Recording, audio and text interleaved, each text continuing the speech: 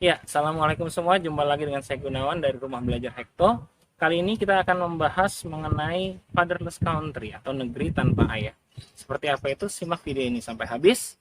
Jangan lupa untuk klik like, share, subscribe, dan berikan komen. Oke? Oke, tadi sudah disampaikan, kita akan membahas mengenai fatherless country atau negeri tanpa ayah.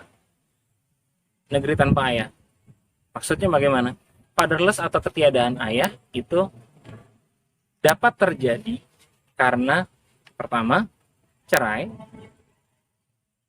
ayahnya wafat, atau ayahnya ada tapi dia seperti tidak ada, perannya minim atau bahkan bisa dianggap tidak ada.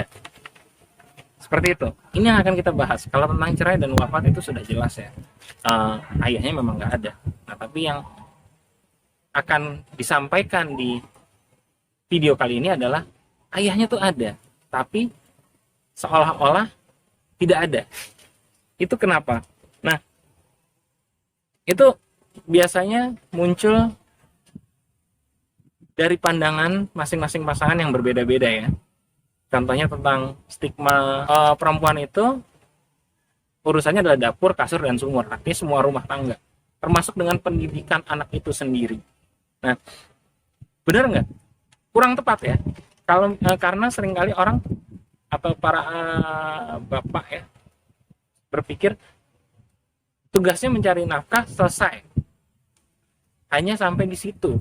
Sedangkan pendidikan mereka udahlah, itu urusan ibunya, urusan bundanya, seperti itu. Nah, ini kurang tepat. Kenapa? Kita lihat aja dari awal.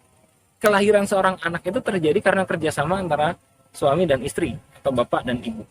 Nah, dari awalnya saja sudah terjadi terbentuk karena kerjasama. Lantas kalau misalnya cuman di awal kerjasamanya, habis itu setelah lahir selesai, itu dibebankan sepenuhnya pada perempuan atau pada ibunya, itu tentu akan menjadi kurang tepat. Nah, sekian pentingnya kehadiran seorang ayah dalam perkembangan seorang anak, itu nantinya akan memberikan dampak yang positif di kemudian hari. Ketiadaan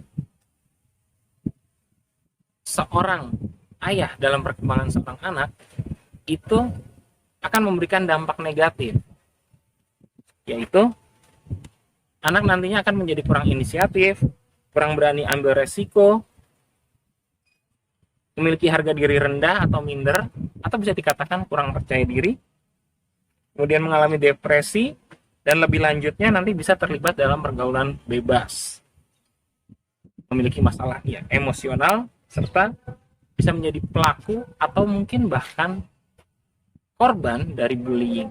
Nah, berarti sudah sangat jelas ya, kehadiran seorang ayah dalam perkembangan seorang anak itu penting. Jadi bukan sekedar ibunya saja yang berperan. Nah, sempat disinggung ya bahwa banyak yang berpikir tentang peran seorang ayah adalah pencari nafkah, titik, selesai. Pendidikan anak diserahkan sepenuhnya pada ibu. Itu salah.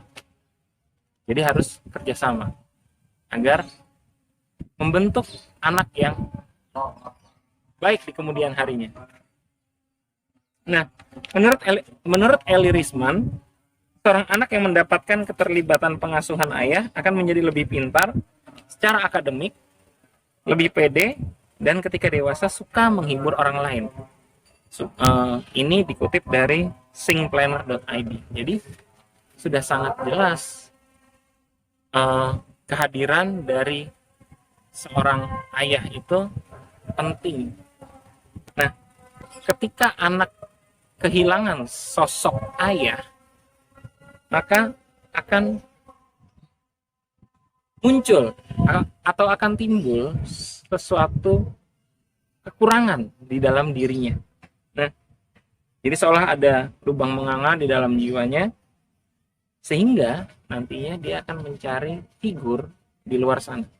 Oh iya dong, karena Eh, Seorang anak terlahir dari ayah dan ibu, ayahnya ada tapi sekolah tidak ada, dia mencari figur di luar sana yang dapat menggantikan sosok ayahnya.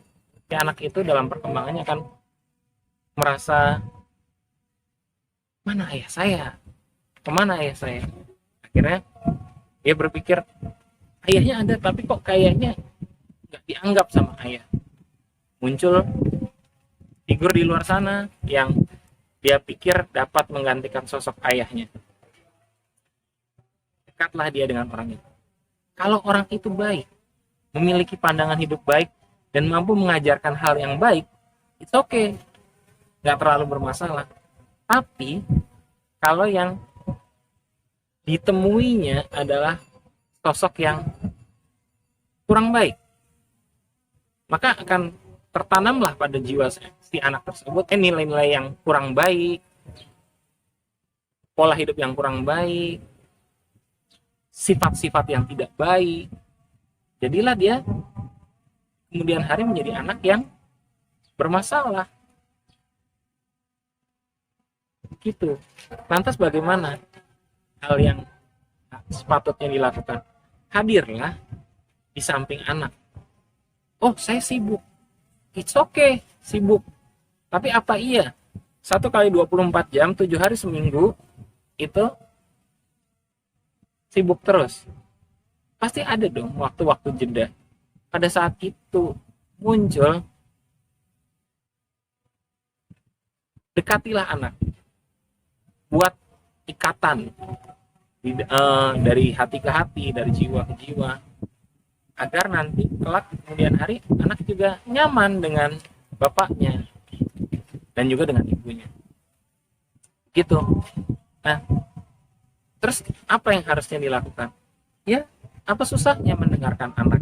Anak berkeluh kesah, cerita, ayah, aku tadi di sekolah begini loh. Ayah, aku tadi di sekolah dapat nilai 100 loh. Ayah, tadi aku ulangan dapat 100 loh. Ayah, tadi aku dapat jelek 10. Terus gimana? 10. Kalau bagusnya kan 100, jeleknya 10 kan. Ayah, tadi aku dapat nilai jelek nih 10. Gimana dong? Dengerin aja kalau kesahnya. Kalau jelek ya, besarkan hati si anak. Tanamkan bahwa kegagalan itu satu paket dengan keberhasilan. Nggak mungkin orang berhasil terus, dan juga tidak mungkin orang selamanya gagal. Kan bisa memunculkan nilai-nilai positif bahwa jika kelak di kemudian hari si anak itu mengalami kegagalan, dia akan tetap optimis. Oke, sekarang saya gagal, tapi nggak selamanya saya akan gagal. Membuahkan suatu harapan di dalam dirinya agar dia tidak menjadi pribadi yang mudah menyerah. Tadi itu ya, dengerin anak, peluk, cium, ajak main, interaksi. Apa susahnya? Yang simpel-simpel aja. Ajak keliling, ajak jalan-jalan di sekitar rumah, atau main apapun aja. Enak kan? Kan nggak terlalu jangan dipikirkan yang susah-susah terus. Setelah itu, gimana kalau anaknya perempuan? Kalau anaknya itu perempuan, ya temenin main boneka nggak apa-apa, kan? Oh, saya kan laki-laki, kok nemenin anak saya main boneka? Nggak apa-apa. Itu paling tidak bisa merangsang imajinasi. Ketika nanti si anak itu memiliki imajinasi yang baik, muncullah kreativitas di dalam dirinya. Setelah muncul kreativitas di kemudian hari, anak-anak yang memiliki kreativitas tinggi di kemudian hari, ketika menghadapi suatu masalah, akan muncul solusi di dalam pikirannya yang di luar pendapat orang-orang mainstream. Jadi ketika di dalam suatu organisasi atau kelompok muncul suatu masalah, orang-orang yang memiliki kreativitas tinggi akan memunculkan solusi terbaik di luar yang biasanya muncul, sehingga permasalahan itu akan lebih mudah teratasi. Itu nilai positif ketika paling tidak ngajakin main boneka misalnya untuk ke seorang anak. Apakah hanya main boneka? Ya tidak. Bermain, merangsang kreativitas dan imajinasi itu kan tidak harus anak perempuan dengan bonekanya, bisa juga anak laki-laki dengan uh, action figure. Intinya adalah kerjasama antara ayah dan ibu, bapak dan ibu, agar kelak si anak itu terbentuk menjadi pribadi yang baik. Jangan sampai ada bapaknya tapi seolah-olah itu tidak merasa seperti bapaknya. Jadi cuman figurnya aja ada, hatinya enggak. Secara biologis itu bapaknya, secara emosional atau secara psikologis itu orang asing.